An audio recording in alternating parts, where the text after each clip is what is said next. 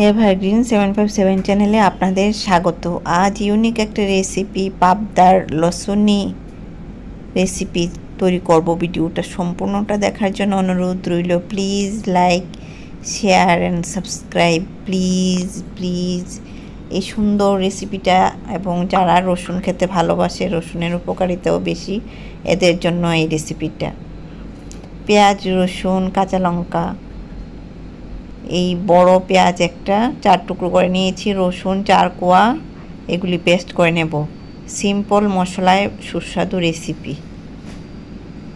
জল দিয়ে মশলাটা পেস্ট হয়ে যাবে, মেশিনে শিলনোড়ায়ও করা যায়। এই যে পাবদা মাছগুলি নুন হলুদ মাখিয়ে নিয়েছি, ভালো করে ধুয়েছি, তারপর নুন হলুদ মাখিয়ে নিলাম। এখন এগুলি দিয়ে কি করব দেখাবো। কড়াইটা নিয়েছি, পেঁয়াজ যে কুচি করেছি, পেঁয়াজ কুচি কড়াইতে নিয়ে নিলাম। পেঁয়াজ কুচির মধ্যে নুন দিলাম, মনে রাখতে হবে নুন দেওয়া হয়েছে। পেঁয়াজগুলিকে আমি নরম করে নিচ্ছি নুন দিয়ে মেখে। খুব নরম হয়ে যাবে, রান্নাটা এতে ভালো লাগবে। এভাবে নুন দিয়ে মেখে নিলাম। এখন নুন হলুদ মাখা পাবদা মাছ এই পেঁয়াজের মধ্যে দিয়েছি।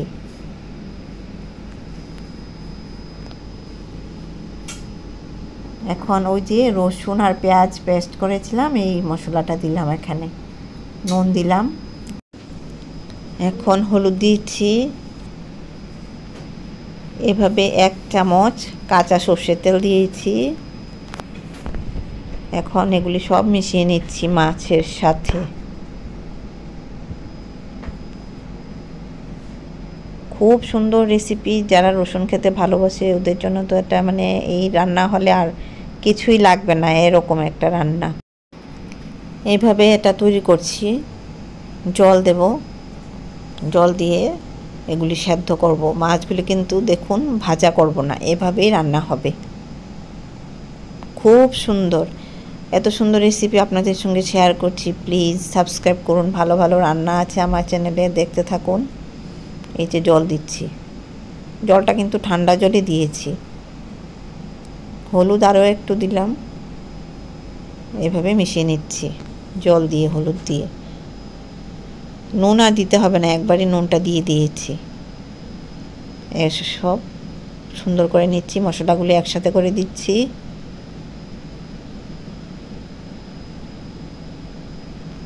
এভাবেই করতে হবে। এরপর ফ্লেমে বসাবো। এই যে ফ্লেমে বসালাম, ঢাকা দিয়ে দেব। এই ফ্লেমে এটা রান্না হবে। কিছুক্ষণ পর নাড়াচাড়া করব। আস্তে আস্তে এগুলি সেদ্ধ হচ্ছে। খুন্তি লাগাবো না, হাতে ধরেই নাড়াচাড়া করব। চেরা কাঁচা লঙ্কা দিয়ে দিলাম, একটু পরে দিয়েছি, রান্নাটা হয়ে যাওয়ার আগে দিয়েছি। বেশি আগে দিয়ে দিলে কাঁচা লঙ্কার টেস্ট চলে যায়। এই যে খুন্তি ব্যবহার না করে আমি মাছগুলি কীভাবে নেড়ে দিচ্ছি।